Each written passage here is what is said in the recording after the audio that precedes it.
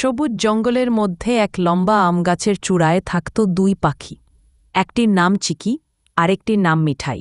চিকি ছিল চঞ্চল, সবসময় গান গায়, আর মিঠাই ছিল শান্ত, আকাশে উড়ে উড়ে মেঘের সাথে কথা বলতে ভালোবাসত। একদিন ভোরে চিকি দেখতে পেল মিঠাইটা খুব চুপচাপ। চিকি জিজ্ঞেস করল, কি হয়েছে মিঠাই, আজ গান গাইছ না কেন?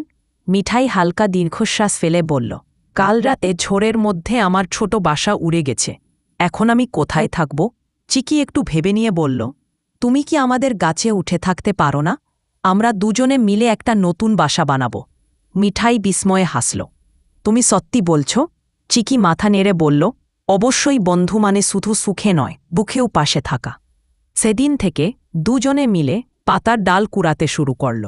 চিকি দ্রুত দৌড়ে ডাল নিয়ে আসে, আর মিঠাই সেগুলো দিয়ে সুন্দরভাবে বুনে বাসা বানায়।